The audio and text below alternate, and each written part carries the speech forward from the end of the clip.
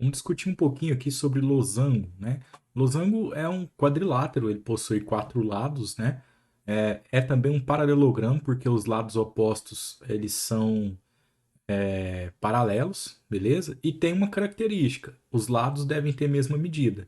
Então, de cara, às vezes você está pensando, poxa, então um quadrado, né? Sim, um quadrado é um losango. Só que com um detalhe, um quadrado também é um retângulo, também obedece à característica de ser um retângulo.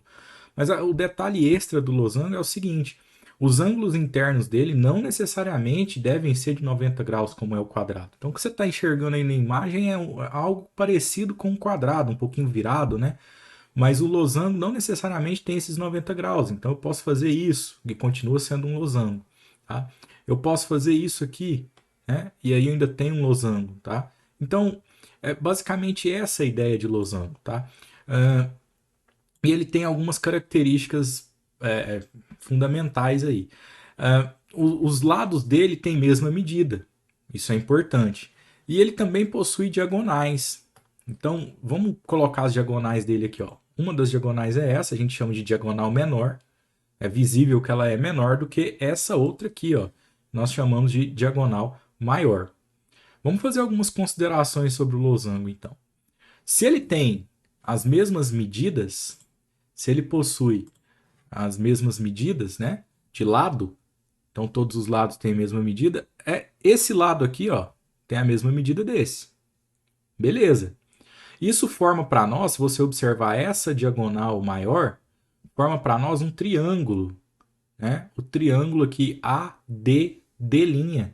Ora, esse triângulo ele é isósceles porque ele possui dois lados de mesma medida. Por propriedade, nós já vimos anteriormente aí nos vídeos que os triângulos isósceles possuem o que a gente chama de ângulos da base, né? Os ângulos da base dele têm a mesma medida, são congruentes. Então, esse ângulo aqui, ele é congruente ao outro ângulo que eu marquei ali agorinha, né? Então, isso é fundamental para que nós possamos desenvolver um raciocínio aqui, ó. Além disso, o que, que nós temos, né? Nós temos aqui um triângulo que é isósceles na parte de cima e também na parte de baixo aqui. Então você pode considerar esses lados aqui de baixo, e até pela definição do losango, que eles também têm a mesma medida, né? Inclusive dos de cima, tá? Se você observar aqui o lado de' A, passando pela diagonal aqui, ó, e depois pegando BD, nós temos aqui a regrinha dos ângulos alternos internos, já que essa parte de cima aqui, d'A, é paralelo, né, por definição de paralelogramo, ao lado BD. Então aqui nós temos também, ó, ângulos que são congruentes, ó, alternos internos, tá bom? Beleza.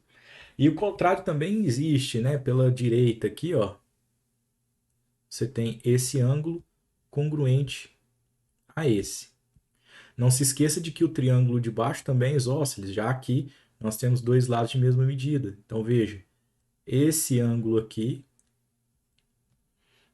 é congruente a esse aqui da base, né? Ângulos da base do triângulo isósceles são congruentes. Pessoal, repara o seguinte, quando nós somamos, né, esses ângulos aqui, ó, somamos esses com esse aqui no vértice D' e esse no vértice D do triângulo ADD', nós temos o somatório ali de 180 graus, somatório dos ângulos internos de um triângulo. O mesmo tem que ocorrer embaixo. Esses ângulos aqui são repetidos, correto? Então, é como se equivalessem, né? Essa parte aqui é gasta do mesmo jeito nos dois triângulos, tá? O que sobra para esse ângulo D' e para esse ângulo D é o que vai sobrar para os outros dois ângulos aqui da base. E como eles são congruentes, então eles têm que ter a mesma medida. Né? É como, vamos só supor aqui que em cima nós já gastamos 80 graus aqui, né? Nessa abertura. Então aqui também foi 80 graus. Né? Restam 100 graus no triângulo. Então, como são de mesma medida, aqui é 50 e do outro lado também 50 graus. Tá? Então, se aqui nós já gastamos aqui os 80, Aqui a gente já sabe que foi 80, pela regra dos ângulos alternos internos. Então sobrou 100. Se sobrou 100, por ser triângulo isósceles, vem 50 para cada base. O que nós concluímos com isso? Que esse triângulo de baixo é congruente ao triângulo de cima. Né? Isso faz com que não exista diferenciação aqui entre esse ângulo que eu marquei à esquerda e esse ângulo que eu marquei à direita. Porque afinal de contas acabamos de definir, olha, se é 50 para esse, é 50 para esse. Posso até arriscar tudo igualzinho aqui. Né? E aí você pode fazer esse mesmo processo para o de cima. Ou seja, você vai ter 40 para cada lado aqui. Do mesmo jeito que foi 50 para cada lado lá. Nós poderíamos ter começado a análise colocando 100 graus aqui, fazer todos os ângulos alternos internos para o outro lado e ia sobrar 40 e 40 para cada lado. Uma explicação mais conceitual aí, né, do que de fato de cálculo, de álgebra, tá? Lembrando de conceitos. Bom, o que isso é importante para nós de estudo, né? Que como esses dois ângulos de cima são congruentes, ou seja, sobra no nosso exemplo 40 para cada lado, nós chamamos essa diagonal AB ou a outra diagonal D', né, de bissetrizes. O que é uma bissetriz? É o segmento que parte um ângulo ao meio. Então ela é uma bissetriz. E aí vamos voltar a outro conceito. Para os triângulos isósceles, a bissetriz em relação à base, né, é coincidente ali, coincide com a mediana, mediatriz e a altura. Isso significa que esse ângulo aqui, ó, é 90 graus. E que esse pedacinho daqui para até o A é a altura desse triângulo. Tudo bem? E isso é um conceito extremamente fundamental, uma propriedade muito importante.